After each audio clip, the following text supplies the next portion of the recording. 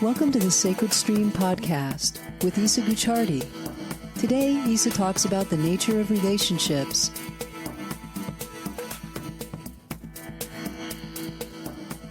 I'm going to go ahead and just kind of give a general talk. And I'll also talk about how relationships work in the larger body of work of Depth Hypnosis. The theme of today is codependency in relationships. And what I'd like to do first is just talk about what relationships really are and what we think relationships are. I think there's a pretty big difference in reality there. I think most of us tend to think of relationships as being something we engage in, something that we fear, something that we crave, something where problems come up that we don't really understand about where the problems are arising or why the problems are arising. And I don't think that most of us take the broader view that depth hypnosis takes about relationships, which is that anyone we're in a relationship with is a teacher to us. And what they are teaching us is something about ourselves.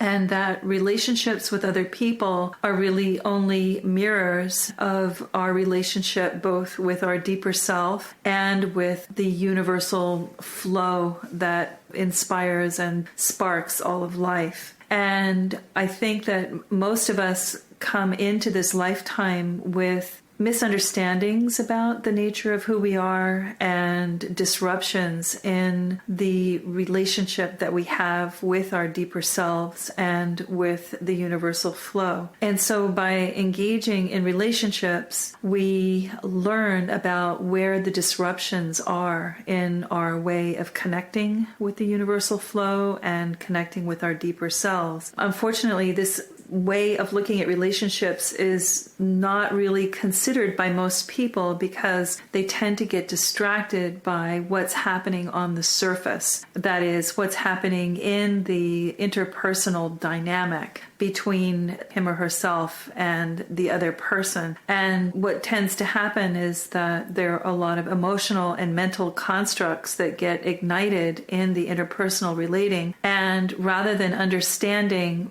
what those emotional or mental concepts are pointing to, people tend to just kind of grapple with them on the surface rather than trying to understand what these dynamics are referring to, which are generally constructs within the deeper self that need addressing. And for instance, I had a client last week who called me up, and she had not been in a relationship for about 10 years, and she wanted to do a phone session on this interaction she had had on a date with the guy that she was with for like the third date. And she came to the conversation with this idea that he had done everything wrong, and that he had talked to this other woman when he should have been talking to her, and that he had not said the right thing when she had recounted a story about something that had happened to her, and that he had been 5 minutes late to the date and how wrong that was. And what she was really doing is trying to set up a case for how wrong this guy was. And I let the conversation go for a while as she talked and recounted everything that she did wrong, that he had done wrong. And then I brought it back to the issue, which was trying to understand, why did she need to find something wrong with him? What was it serving within her to find him to be lacking in every way? And that completely turned around the conversation. She was pretty shocked because she was looking for me to support her in her woundedness. You know, oh, she's been so wronged, oh, she's been so wounded, and here's my therapist who's going to support me and make me feel like I shouldn't be treated that way, that I need to put down boundaries and stand up for what I deserve, you know, kind of all the standard therapy talk around relationships that you generally hear in therapeutic circles. And when I turned the mirror inward and said, okay, so what is it doing for you to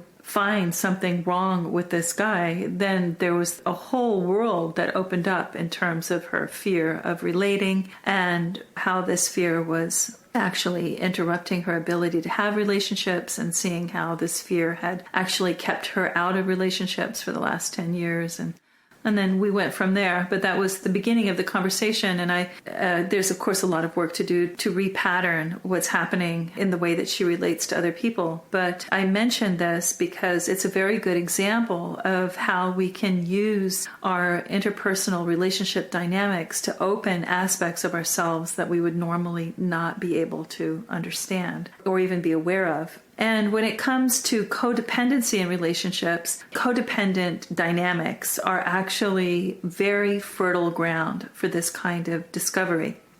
And before I go into that, I'd like to talk a little bit about what a codependent relationship is. And of course, there's lots of different definitions, but the one that I'll be working with today is a codependent relationship is a relationship where two people look to each other to make up for any kind of weaknesses or areas in which each party is having difficulty holding power or holding responsibility. My favorite way of describing a codependent relationship, which is easy to see, is say you have two people who are attracted to each other. And one of the bases for attraction in most interpersonal dynamics is that people are looking for someone to take care of them. And this, right in and of itself, is a very poor basis for a relationship if the person is not willing to do what they need to do for themselves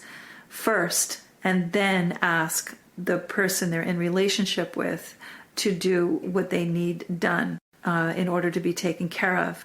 There's nothing wrong with asking someone to take care of you. There's something wrong with asking someone to take care of some aspect of yourself that you're not willing to take care of. So you have to be willing to step in and take responsibility and do whatever is needed in that place where you feel like you need caretaking to fill that place up within yourself. And then you're in a position to be able to receive help and care and assistance from the other person without being dependent on that care. So the outcome of being willing to do what you need to do in order to take care of yourself and then be able to receive the care that another gives you on that basis, the result of that is that you are in a relationship where giving and taking and receiving are not open to manipulation or domination types of dynamics,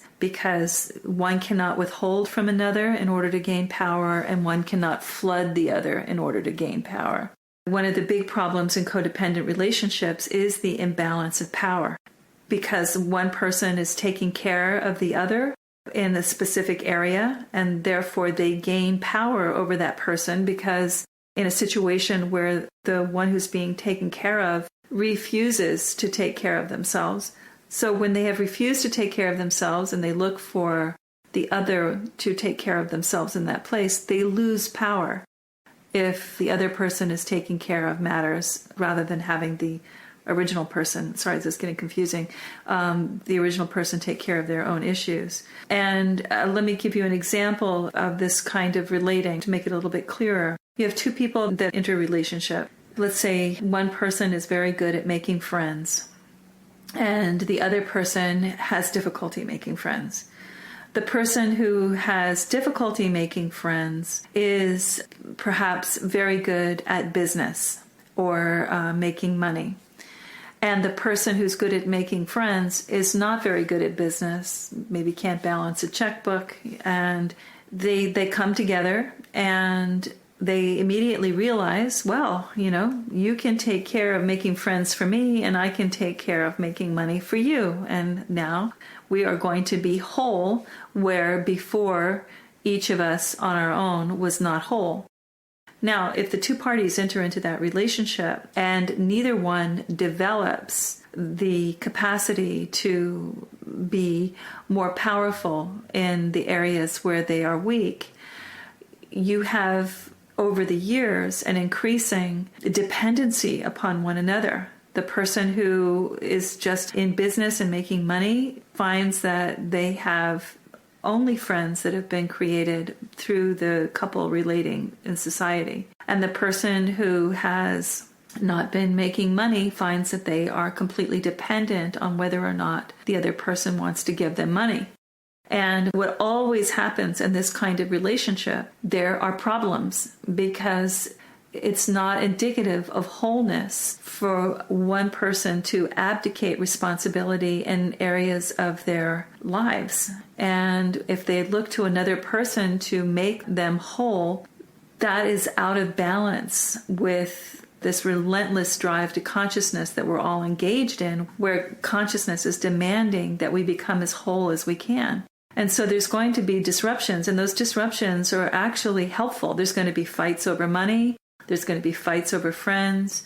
And those are actually helpful because they are pointing to the places where each person has abdicated responsibility for themselves. And what will happen if the couple is lucky is that they will get into a therapy situation, or they will come upon this knowing through reading or other ways of becoming more conscious. They will realize that, okay, this disruption that I'm having when I can't stand any of the friends that are in my life and I want to have new friends, I'm going to have to develop this ability to make friends so I can have the friends that I want. And the other person who has been dependent on the person who's making money says, I am tired of asking money for every single thing that I want. I am going to develop my own ability to make money. And so each party takes a step of independence away from the codependent relating and develops themselves and gains power in places where they had not gained power. And at that point, you have a more interdependent type of relating. Now, one of the big problems that happens in this kind of process is that one party wants to change and take responsibility for places where they had not taken responsibility, and one party does not. And the party that does not want to change will often thwart the other person's movement toward growth. And then you have another set of problems where you have fear running the relationship. Then, of course, that's something that has to be dealt with. This fear is actually what was running the relationship from the beginning. And so it's really good to have it come forward so that everyone can deal with it. I think that it's really natural that people are afraid because relating is difficult, and most of us are coming from birth families where there were manipulations and where there were power imbalances, and we made deals with ourselves and we closed off parts of ourselves in order to be able to survive the situation. So I think it's really important to have a lot of allowance and tolerance for this fear that runs a lot of people's relationship dynamics, and to understand that later relationship dynamics, I'm talking about relationships of people in intimate relationships right now, but that's just one form of relationship. But people tend to form intimate relationships later in their lives that are in many ways designed to help them correct the beliefs of misunderstanding or thoughts based on misunderstanding about the nature of relationship. And so when you have problems in relationships later in life, it's actually a good thing because it helps you, again, go back and repattern your assumptions about the nature of relating, and also to be able to use those assumptions to understand how you have wandered away from understanding yourself at a deeper level, and how you have wandered away from being able to connect with the universal flow in a direct and clear way.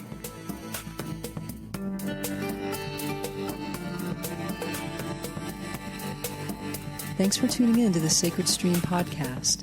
This was brought to you by Red Cow Records and the Foundation of the Sacred Stream. For more information, please visit the Foundation of the Sacred Stream at sacredstream.org.